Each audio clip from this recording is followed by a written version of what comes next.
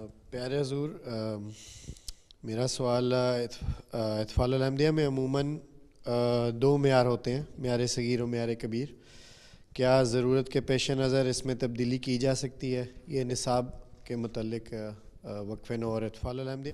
معیار نہ بھی ہو تو بچوں کو 7 سے 10 سال والوں کو علیحدہ رکھ لیں اور اس سے اوپر والوں کو پرچہ علیحدہ رکھ لیں.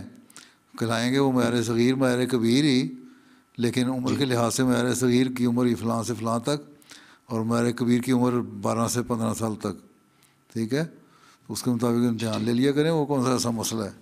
بچوں کو مشکل سوال نہ ڈالیں، بچوں کو بچوں والے آسان سوال دیں تاکہ ان کو انکریجمنٹ ہو، وہ آئندہ پاس ہوں. بلکہ اچھا ہے سب ڈویژن کر کے جب آپ دیں گے اور کوئی اچھا نمبر لے لے گا اس کو انعام دیں گے تو وہ انکریج ہوگا، آئندہ اور شامل ہو جائے گا.